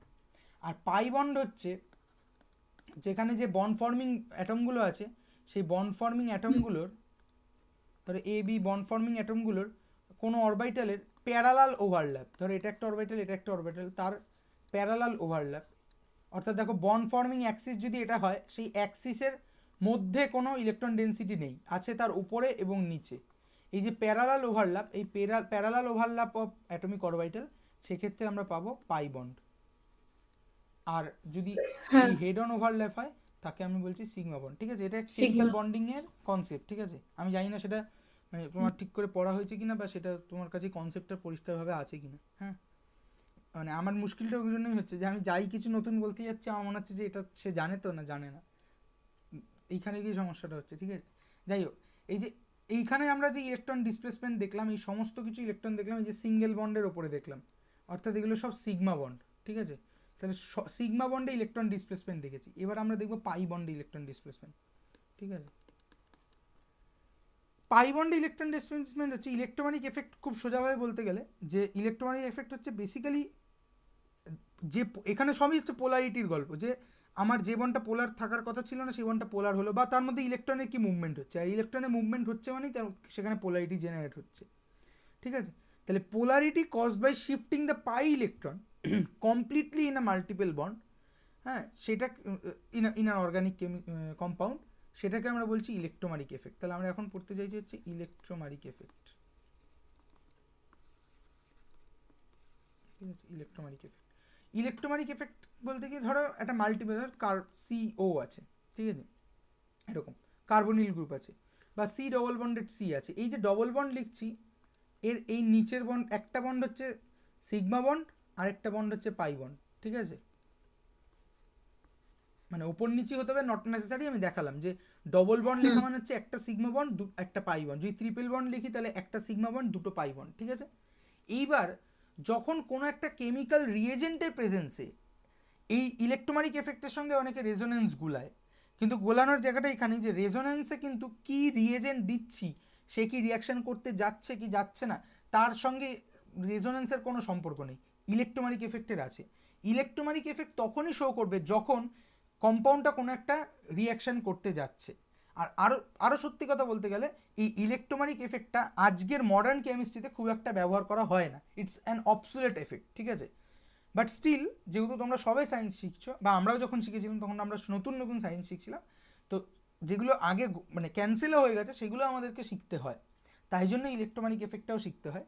কিন্তু ইলেকট্রোম্যাগনেটিক এফেক্টের বেসিক গল্পটা হচ্ছে এটাই, যে আমার একটা মাল্টিপল বন্ডিং সিস্টেম, অর্থাৎ C double bonded O, C double bonded C double bonded A, C triple bonded C, এইরকম কোনো সিস্টেম যখন একটা রিয়াকশান করতে যাচ্ছে, তখন রিয়েজেন্টের সংস্পর্শে এসে সে পার্মানেন্টলি তার ইলেকট্রন পোলারিটিতে যে চেঞ্জ হচ্ছে, বন্ড পোলারিটিতে যে চেঞ্জ হচ্ছে, সেটাই হচ্ছে ইলেকট্রোম্যাগনেটিক এফেক্ট। একটা উদাহরণ দিলেই বুঝতে পারবে। ধরো একটা অ্যালকাইন পড়া হয়েছে? হ্যাঁ হ্যাঁ, একটা অ্যালকিন, ঠিক আছে, সে একটা ইলেকট্রোফাইলের সঙ্গে রিয়াকশন করতে যাচ্ছে। ইলেকট্রোফিলিক অ্যাডিশন পড়া হয়েছে?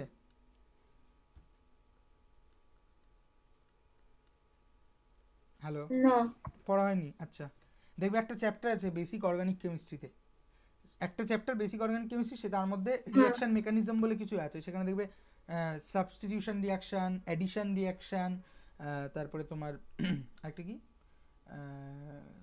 এলিমিনেশন রিয়াকশান, এই সমস্ত আছে, ঠিক আছে। তো ওই রিয়াকশানগুলোর মধ্যে SN1 SN2, E1CB, E1 E2, ঠিক আছে, অ্যাডিশন রিয়াকশান, এই সমস্ত রিয়াকশান আছে। রিয়াকশান মেকানিজম সেটার নাম, আমাদের 11-এর বইতেই আছে, ঠিক আছে, সেটা পড়বে ভালো করে, ঠিক আছে। আচ্ছা, যাই হোক, তো এই যে অ্যালকিন, সে একটা ইলেকট্রোফাইলের সঙ্গে, ইলেকট্রোফাইলটা অনেক কিছু হতে পারে, বেসিক রিয়াকশানটা এটাই যে কোনো একটা ইলেকট্রোফাইল দিয়ে ট্রিট করলে পরে সেই ইলেকট্রোফাইলটা অ্যালকিনের সাথে অ্যাটাচড হবে। অ্যাটাচড হওয়ার আগে সে কী করবে, এই যে পাই ক্লাউডটা আছে, এই পাই ক্লাউডটা একদিকে ছুটে যাবে। পাই ক্লাউড মানে কি, এখানে ইলেকট্রন ডেন্সিটি বেশি। আর ইলেকট্রোফাইল মানে কি, যার মাথায় পজিটিভ চার্জ আছে। আচ্ছা, এটাও একটা কনসেপ্ট বলে দিই, অনেক কিছু নতুন নতুন বলতে হচ্ছে। ধরো এটা হচ্ছে ইলেকট্রোফাইল, আর আরেকটা কথা শুনবে, নিউক্লিওফাইল। শুনেছো এগুলোর নাম? ইলেকট্রোফাইল, আচ্ছা, এখানে ফাইল কথাটার মানে কি জানো? হ্যালো, হ্যালো, কেটে গেল না? হ্যাঁ স্যার। হ্যাঁ, ফাইল কথাটার মানে কি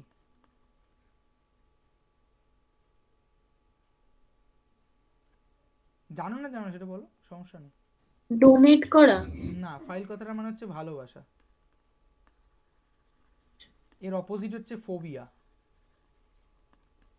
ফোবিয়া মানে কি, ভয় পায় যে, বলে না সেই হিমোফোবিক, রক্ত দেখলে ভয় পায়। ক্লস্ট্রোফোবিক মানে কি বলবো, খুব ছোট জায়গায় ভয় পায়, তাই না? হ্যাঁ, ফোবিয়া। যেমন তুমি এই দুটো টার্ম শুনে থাকতে পারো কেমিস্ট্রি ফিজিক্সে, যে হাইড্রোফোবিক গ্রুপ আর হাইড্রোফিলিক গ্রুপ। হাইড্রোফোবিক গ্রুপ মানে হচ্ছে যে জলকে ভয় পায়, হাইড্রোকে ভয় পায়, জলকে ভয় পায়। হ্যাঁ। আর যে হাইড্রোফিলিক গ্রুপ সে হচ্ছে জলকে ভালোবাসে। তাহলে ইলেকট্রোফাইল মানে কি, যে ইলেকট্রনকে ভালোবাসে। আচ্ছা, যে ইলেকট্রনকে ভালোবাসে তার নিজের চার্জ কি হবে? নেগেটিভ। না, মাইনাস। স্যার কি বলেন, ইলেকট্রনকে? ইলেকট্রোফাইল মানে কি, ইলেকট্রনকে যে ভালোবাসে, তাই তো, ইলেকট্রোফিলিক, ইলেকট্রন লাভিং গ্রুপ, হ্যাঁ। সোজা কথা। হুম, তাহলে ইলেকট্রোফাইল যে হবে তার নিজেকে কি চার্জ ক্যারি করতে হবে? পজিটিভ। পজিটিভ, কারণ ইলেকট্রন নিজে নেগেটিভ। আর যে নিউক্লিওফাইল হবে সে কি, নিউক্লিওফাইল মানে হচ্ছে নিউক্লিয়াস লাভিং গ্রুপ, ঠিক আছে। তাহলে নিউক্লিয়াসের চার্জ কি, পজিটিভ। তাহলে নিউক্লিওফাইল যে হবে সে কি ধরনের চার্জ ক্যারি করবে? ফিলিক না ফোবিক?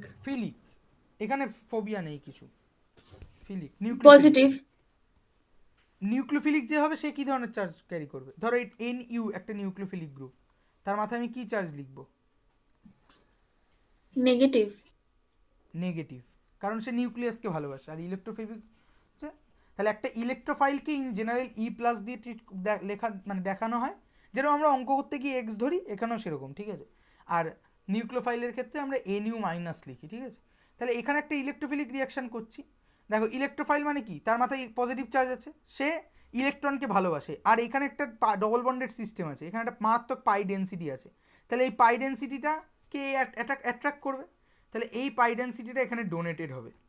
যেই মাত্র ডোনেটেড হলো, সঙ্গে সঙ্গে কী হলো, এই ইটা ডোনেটেড হয়ে সাপোজ এই সিটার সঙ্গে জুড়ে গেল, মানে এটা ডোনেট হলো, তার মানে একটা পোলারিটি তৈরি হলো। আমি ধরে নিচ্ছি পোলারিটিটা এরকম তৈরি হলো যে এই ইলেকট্রন ডেন্সিটি এখানে চলে গেল, তার ফলে এখানে সিঙ্গেল বন্ডের সঙ্গে এখানে পজিটিভ তৈরি হলো, আর এই সির মাথায়, আচ্ছা এখানে একটা সি লিখতে হবে, এই সির মাথায় নেগেটিভ তৈরি হলো, তার সঙ্গে ইলেকট্রোফাইল বসে আছে, ঠিক আছে? দেন এবার তাহলে এইখানে নেগেটিভ পোলারিটি তৈরি আছে, এখানে পজিটিভ পোলারিটি তৈরি আছে, ইলেকট্রোফাইল নিজে প্লাস, তাহলে সে কোন সিটার সঙ্গে জুড়বে?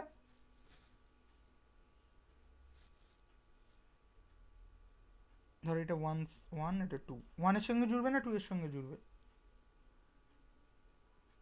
2 এর সাথে। 2 তো নিজে, হ্যাঁ 2-এর সঙ্গে, 2-এর মাথায় মাইনাস আছে, হ্যাঁ ঠিকই ঠিকই 2 বলেছো। এর মাথায় মাইনাস। হ্যাঁ, তাহলে হচ্ছে সি, এইখানে হচ্ছে এই সি এর সঙ্গে ইটা জুড়ে গেল, আর এ একটা প্লাস চার্জ নিয়ে বসে থাকবে, তারপরে এই প্লাসটা অন্য কারো দ্বারা ভরপাই হবে, ঠিক আছে? তার মানে সোজা কথা হচ্ছে যে একটা পাই ইলেকট্রন ডেন্সিটি তার যে শিফট হচ্ছে কোনো একটা এক্সটার্নাল রিয়েজেন্ট, এই যে এক্সটার্নাল রিয়েজেন্টের টাচে এসে, সেই এফেক্টটাকে বলছি আমরা ইলেকট্রোম্যাটিক এফেক্ট।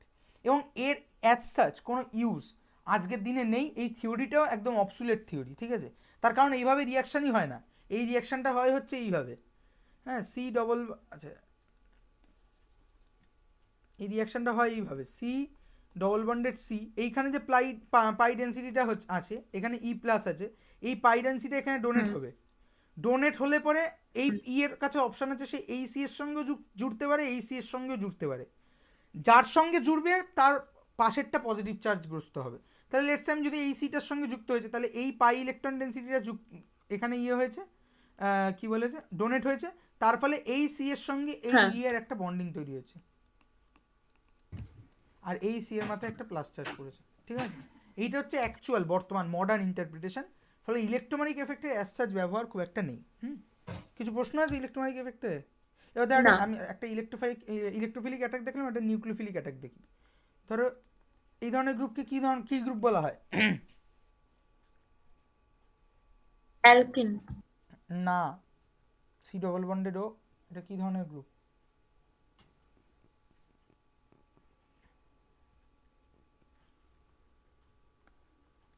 এটাকে বলা হয় কার্বনিল।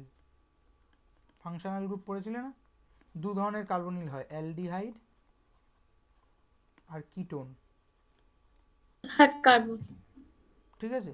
এই কার্বনিল কার্বনে, হ্যাঁ। এই কার্বনিল কার্বনে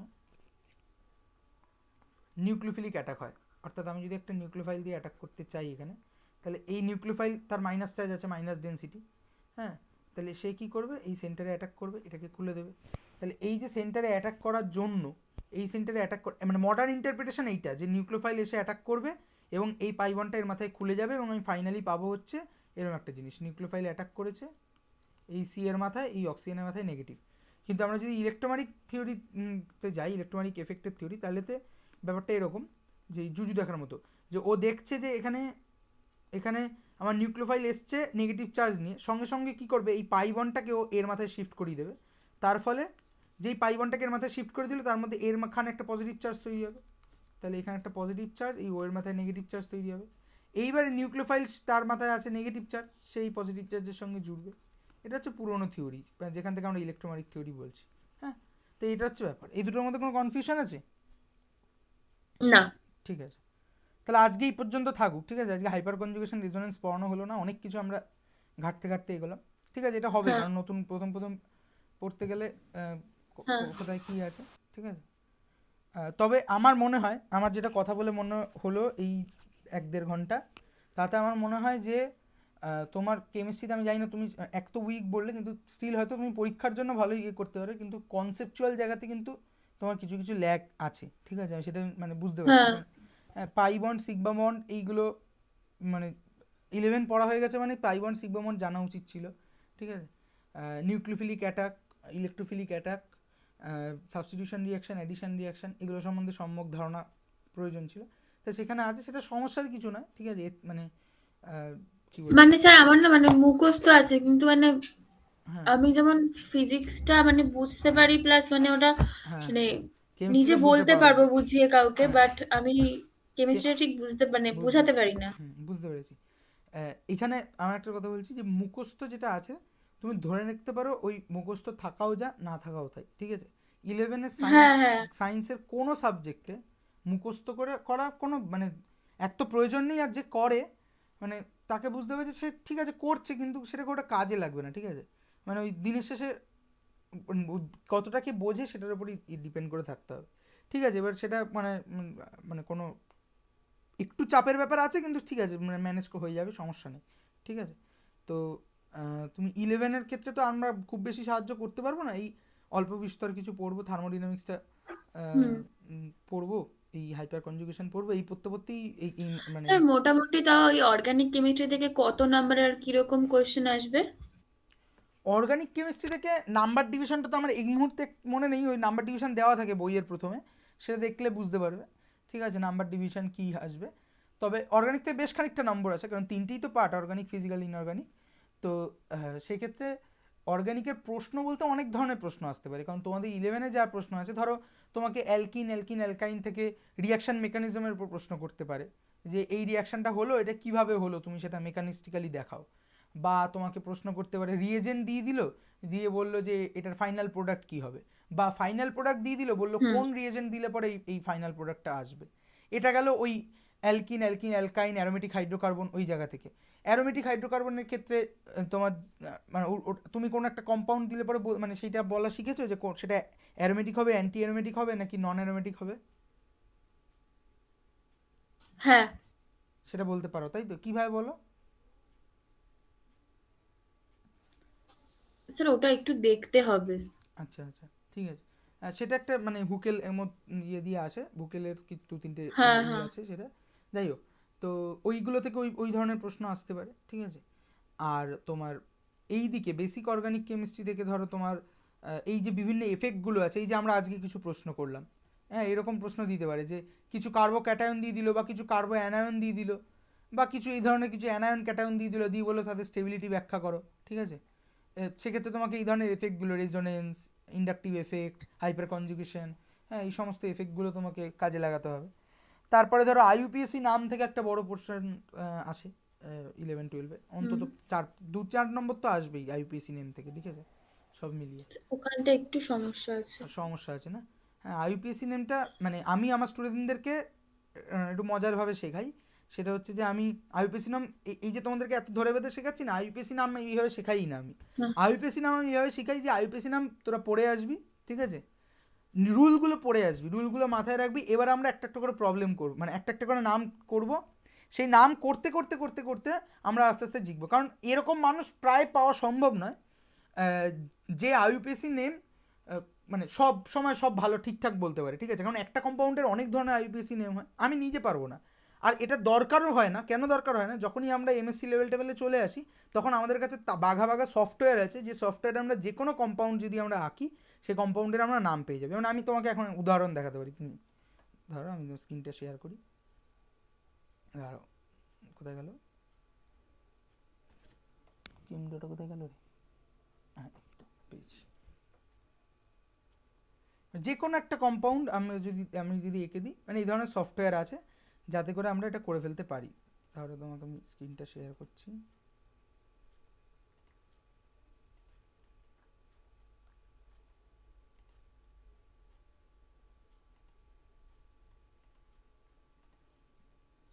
ধর এইটা একটা সফটওয়্যার, এটার নাম হচ্ছে কেমড্র, ঠিক আছে।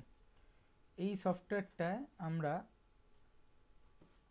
একটা কম্পাউন্ড আঁকি, ধরো এটা বেশ জটিল দেখে কম্পাউন্ড আঁকা যায়।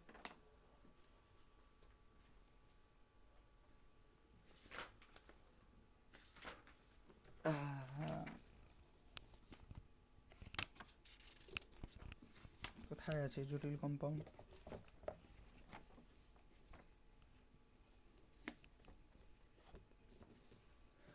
ধরো এই কম্পাউন্ডটা সি, দেখতে পাচ্ছ তো? হ্যাঁ। সি, এই সফটওয়্যার দিয়ে অনেক কিছু করা যায়। আচ্ছা, ওইচ আছে, আর এইখানে আছে হচ্ছে সি ডবল এইচ।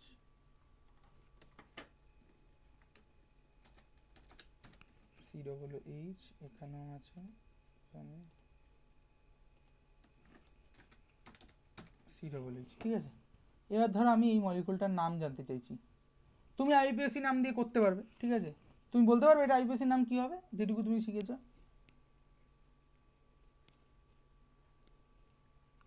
না স্যার। এটা নাম আমিও খুব ভালো বলতে পারি তা নয়, চেষ্টা করে দেখি। 1 2 3 4 2 3 হাইড্রক্সি উইথ ইথপ্রোবিউট, 2 3 হাইড্রক্সি ডাইবিউটানোইক অ্যাসিড, এরকম কিছু নাম হবে, ঠিক আছে। দেখি আমরা নামটা কিছু সেরকম আসে কিনা। আচ্ছা, এটা হচ্ছে structure to name, 2 3 dihydroxy succinic acid নাম দিয়ে দিয়েছে। আচ্ছা, ডাই মানে কমন নেম ইউজ করেছে, ঠিক আছে, সঙ্গে সঙ্গে নাম দিয়ে দিল, ঠিক আছে। এরকম যে কোনো আমরা করতে পারি। ফলে যেহেতু বড়দের মানে আমরা যারা একটু বড় হয়ে গেছি সায়েন্স পড়তে পড়তে, তাদের এটা দরকার পড়ে না আইপিএসসি নাম শেখার। সেই জন্য কি হয় যে আইপিএসসি নাম আমরা খুব বেশি করে ওই পরীক্ষা পারপাসের জন্যই যা শেখার শিখেছি, তাতে করে যে পারলে পারলাম, না পারলে না পারলাম। ওই জন্য আইপিএসসি নামের উপর আমি খুব একটা জোর দিই না। আমি বলি যে তুমি শিখে আসো, পড়ে আসো রুলগুলো, দেন আমরা করতে করতে দেখবো যে আমরা পারছি কিনা। পেরে গেলে মোটামুটি একটা হয়ে গেলে ঠিক মিটে গেল, আচ্ছা। ঠিক আছে। আচ্ছা, তাহলে বলো, মানে চলবে তো এরকম করে পড়া? হ্যাঁ স্যার। আবার আমরা কবে বুঝছি? শুক্রবার, তাই তো? শুক্রবার সকাল 7টা। সকাল 7টা, আচ্ছা ঠিক আছে। ওই দিন আমরা হাইপার কনজুগেশন আর রেজোনেন্স পড়বো। একটু আশপাশের জিনিস দেখে টেকে রেখো, দাঁড়া আমি কয়েকটা জিনিস বলে দিই, এগুলো একটু দেখে রাখবে ভালো করে। দেখবে হচ্ছে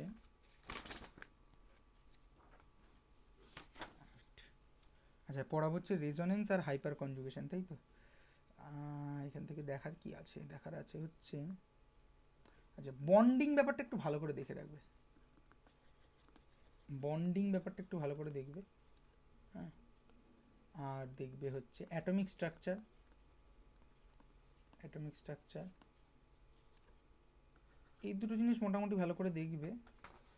আর তেমন কিছু দেখার সেই অর্থে নেই, তাতেই আমাদের হাইপার কনজুগেশন আর এইসবের কাজ মোটামুটি একটা হয়ে যাবে, ঠিক আছে। এই দুটো জিনিস একটু ভালো করে দেখবে, বন্ডিং এবং অ্যাটমিক স্ট্রাকচার। আচ্ছা স্যার, বলছি দিদি আপনাকে কবে কল করবে, আজকে না কালকে? কবে কল করবে? হ্যাঁ। কালকেও করতে পারে, সমস্যা নেই। আজকে করবে? আজকে আমি আসলে একটু বেরোবো এখন, কালকেই করবো, আচ্ছা। ঠিক আছে। ঠিক আছে, আমি তোমাকে এটার এই বোর্ড ওয়ার্কটার পিডিএফ পাঠিয়ে দেবো, ঠিক আছে। আচ্ছা।